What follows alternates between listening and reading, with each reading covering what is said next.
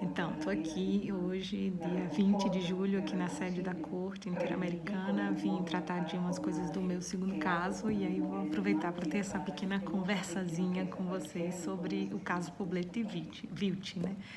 Que a sentença foi publicada agora há pouco. Eu estou na sala de reunião da Corte, está passando um vídeo aqui, então não sei se o som vai ficar muito legal, mas como é uma coisa mais informal, né? É um prazer estar aqui. Então, a sentença do caso Poblete Vilti saiu em junho, né? A gente foi notificado dela há pouco, mas na verdade ela já foi deliberada desde março. Quando a gente veio para cá em março, a gente já sabia que naquela sessão estava sendo a deliberação. Foi uma surpresa, assim, muito boa, né? A gente saber que um caso que foi duro para a gente trabalhar conseguiu um êxito tão positivo, né? Assim, e se tornar um marco, né? Acho que a gente tem muito a discutir ainda sobre essa sentença e sobre os direitos sociais e, enfim, sobre o avanço da jurisprudência da Corte. Mas o que eu posso falar dela? Assim, acho que os fatos em si vocês já devem estar estudando pela sentença. Uma coisa que chamava atenção era que a comissão não trouxe essa questão da justiciabilidade direta do direito à saúde como violação do direito humano. Então, isso foi uma coisa que a gente trouxe como peticionários, representantes das vítimas, né? Na fase do exato, do processo. Ou seja, durante a comissão isso não ficou discutido. Também a comissão não trouxe muito forte a questão das pessoas idosas, né? Dos direitos das pessoas idosas, a vulnerabilidade deles. E a gente tentou trazer isso também na nossa peça, né? Assim, de modo estratégico. O que foi muito importante do ponto de vista estratégico foi a escolha dos peritos, né? Então, claro, a gente tinha uma questão do consentimento, se ele tinha ou não consentido a família ou ele a um procedimento cirúrgico que ele passou no hospital, e a gente tinha evidências no processo de que não tinha havido a formalidade desse consentimento, não tinha preenchido as coisas. Então a gente queria um perito caligráfico, a gente queria um perito que falasse sobre os direitos sociais, né?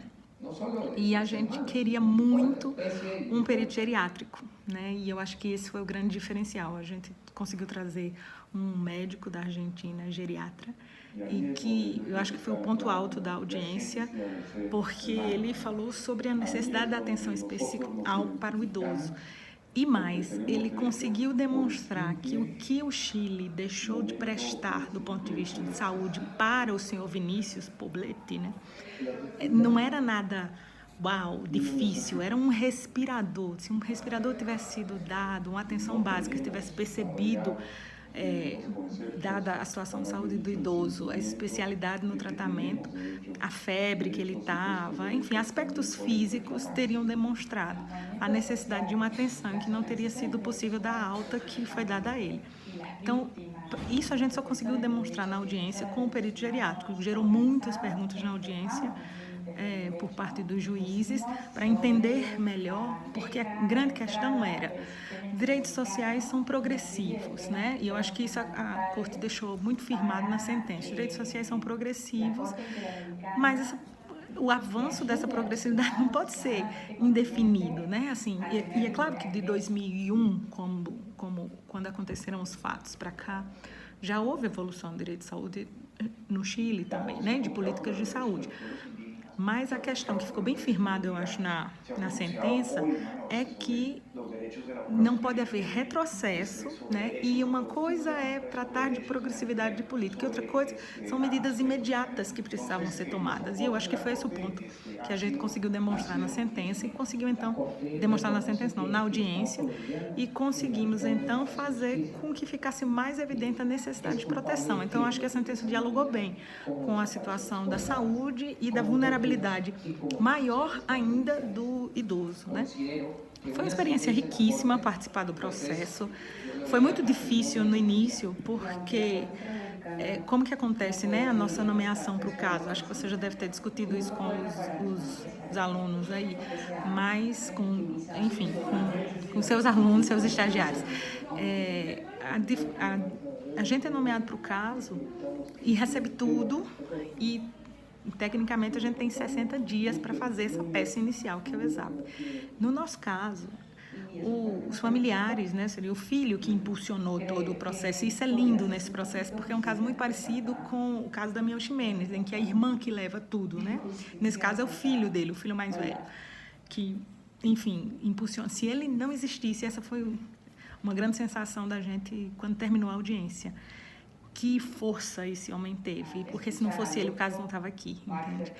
Não tinha chegado no que está. Ele está muito feliz com tudo, mas, enfim, a gente tem 60 dias, né, para o prazo do exame. Só que ele tinha uma assistência de um grupo de direitos humanos, de uma faculdade, eu não sei, não lembro, não me recordo qual, no Chile, mas a questão é que houve um abandono da causa por eles no 39º dia de apresentação do ESAP, né? Então, assim, interrompeu o prazo, mas não voltou o prazo para a gente. Então, a gente ficou com 21 dias para fazer tudo. Então, foi, assim, um trabalho muito árduo, né? Por causa disso, foi nomeada a defensora, a Silvia Martinez, da Argentina, que já tinha tido casos no sistema, como DPI também, já tinha participado, e por isso, então, ela já tinha experiência. E me nomearam porque eu já tinha escrito alguma coisa sobre direitos sociais, então entenderam que eu, né, poderia dar o aporte de direitos sociais. E foi muito bom. A gente realmente dividiu muito bem a defesa, ou seja, ela fez a narrativa dos fatos e eu fiz toda a pesquisa sobre o direito de saúde no Chile, né? Então, contactei com dados do Ministério da Saúde chileno, contactei com amigos meus chilenos para que me informassem onde buscar dados mais concretos, né? Não só dados governamentais. Entrei em contato com alguns professores das universidades no Chile que escreviam artigos que eu li e que eram artigos críticos ao sistema de saúde chileno. Então, para ter mais alguma base de informação, então consegui fazer todo um relato sobre a situação do sistema de saúde chileno. Então, a gente, né, com 21 dias, a gente teve que coordenar muito isso. Então, a Silvia ficou com a parte da narrativa do caso, dos fatos, né, assim, e de defender a parte jurídica dos direitos violados em si. Eu fiz toda a parte da narrativa do sistema de saúde chileno, do que era a época e do que é hoje, né, assim, ainda demonstrando que, embora tenha melhorado, continua, na verdade, né, com déficits de camas, de leitos e principalmente de prestação de saúde para o idoso. Então, a gente conseguiu firmar muito isso e eu fiquei com outra parte também das reparações, de fazer as reparações, pedir as reparações, que é uma parte muito forte no sistema interamericano, né? A gente sabe que, acho que a força das sentenças no sistema interamericano são em virtude das reparações que a corte dá. Então, a gente tem que ser cada vez mais, digamos assim, criativo, né? Mas uma criatividade que possa ser plausível, né? Assim, a gente não vai pedir para o homem ir para a lua, né? Assim, mas alguma coisa do que possa, porque há uma discussão muito grande sobre a corte entrar ou não na política pública do país, né? E se a gente lê a sentença, houve algum ingresso, né? Assim, empurrando que o Chile avance na política pública, mas não ficou amarrado nesse sentido. Por exemplo, a gente tinha pedido especificamente que fosse construído um hospital para o idoso, né? Assim, o que fossem...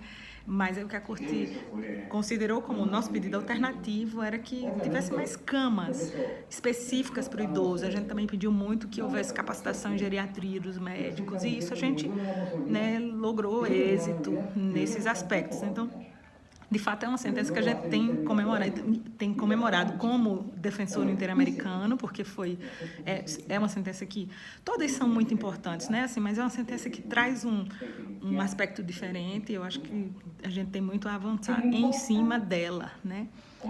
Eu acho que o ponto da não regressividade daquilo que foi alcançado em direitos sociais, econômicos, culturais e meio ambiente é muito importante para a gente, no Brasil também, no momento que a gente está vivendo, você ter afirmado isso, né? Ou seja, é progredir, mas não pode regredir, né? Na configuração, enfim, na consolidação dos direitos já assegurados para as pessoas. Acho que eu acho que foi um ponto muito importante. A experiência de lidar com o direito de outro país e fazer a defesa de pessoas de outra cultura, né? Foi também muito rica. A gente manteve um contato direto com as vítimas, a gente encontrou com eles antes de começar a defesa, e isso foi muito importante, porque a gente conheceu a força deles, também foi muito importante